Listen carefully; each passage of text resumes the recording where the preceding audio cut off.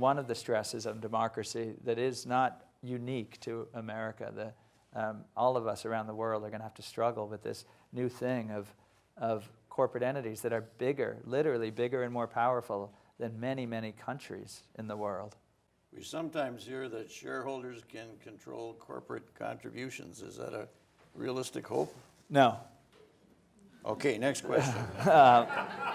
No, it's really not. And Justice Kennedy in the Citizens United decision and Chief Justice Roberts in his concurring opinion both alluded to that that corporations can spend unlimited money, and don't worry, it's not a danger to democracy because there's shareholder democracy, and the shareholders can decide whether the corporations should give the money. The reason it's not a reasonable hope is I alluded to the shareholder structures in America now.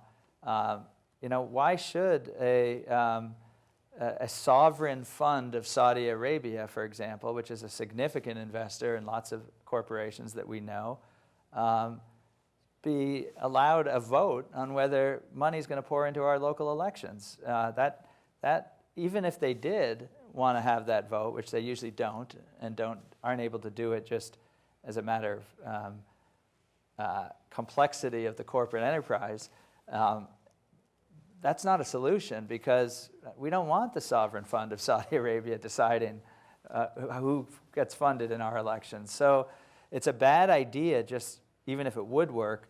But from Michael Porter at Harvard Business School to Professor John Coates, a corporation law professor at Harvard who's on our advisory council, to the Chief Justice of the Delaware Supreme Court, and most of the corporations are in Delaware, a man named Leo Strine, who supports this amendment work, even as he sits as Chief Justice of the most active court for corporations in the world, literally, says it doesn't work, that it's just a mirage. If you think the shareholders are going to get to have a reasonable input on where that money is going, they don't.